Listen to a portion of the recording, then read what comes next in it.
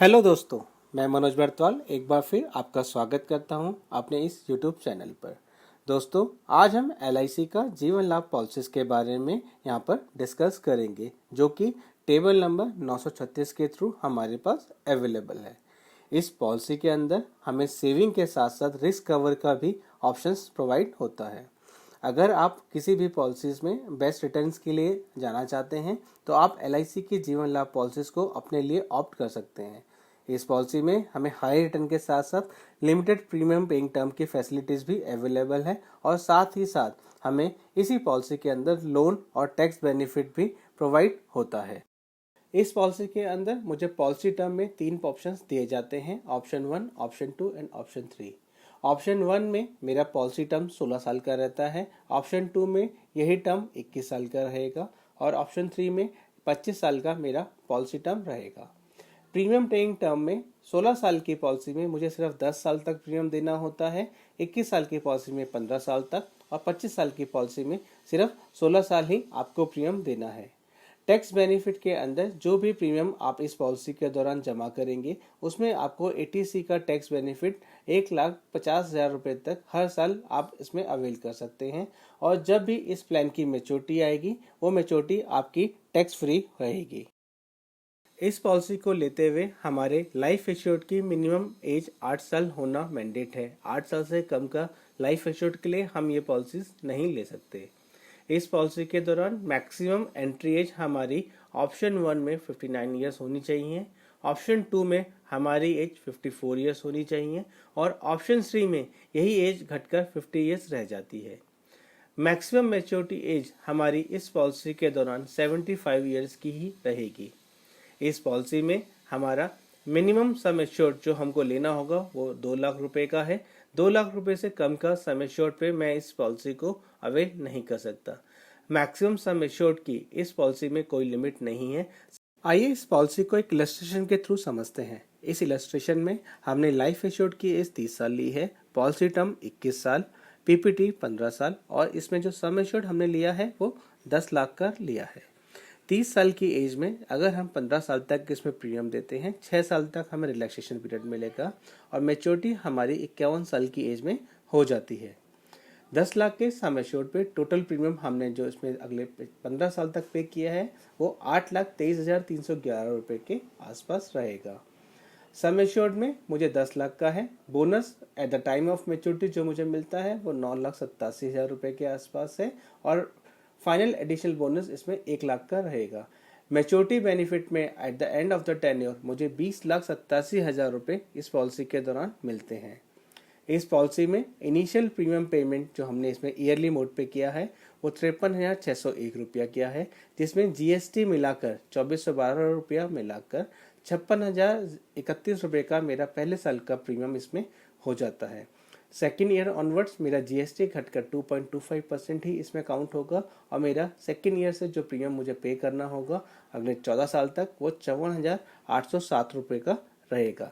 Mode of premium में इस policy के अंदर हम ईयरली के साथ साथ हाफ ईयरली मोड पर, क्वार्टरली मोड पर और मंथली मोड पर भी इस पॉलिसी को ले सकते हैं। इस पॉलिसी में मैच्योरिटी बेनिफिट में मुझे basic sum assured plus simple reversionary bonus plus final additional bonus मिलता है।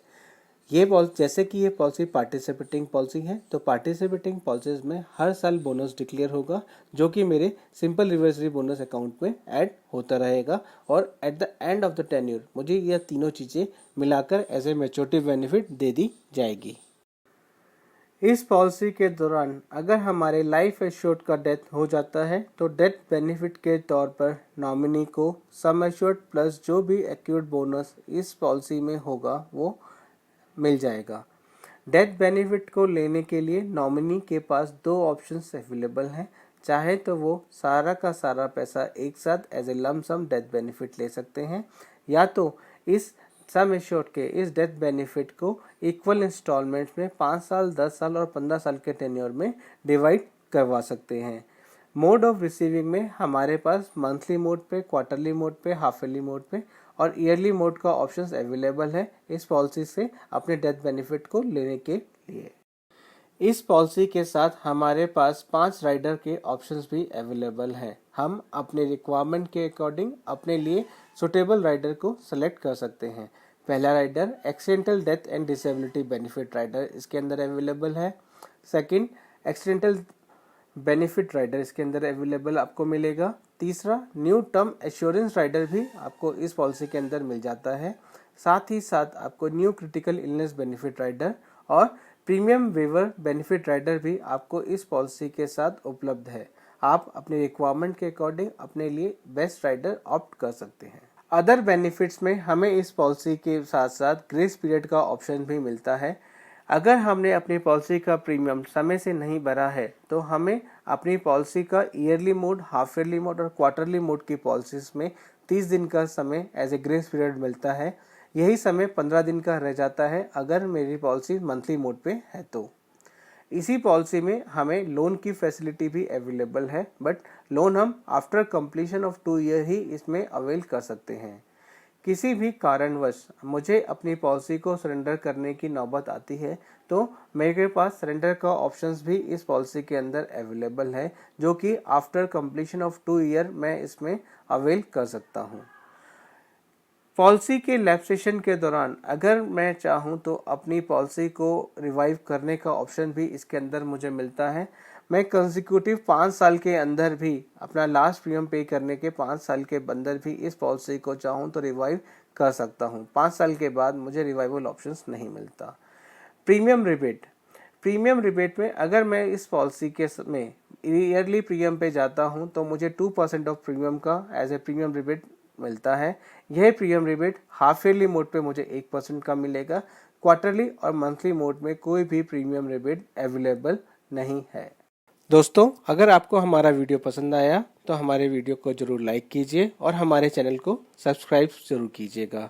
आप अपने कमेंट हमें कमेंट बॉक्स पर टाइप कर दे सकते हैं। आपके कमेंट्स का हम टाइमली रिप्लाई करने का कोशिश करेंगे। धन्यवाद।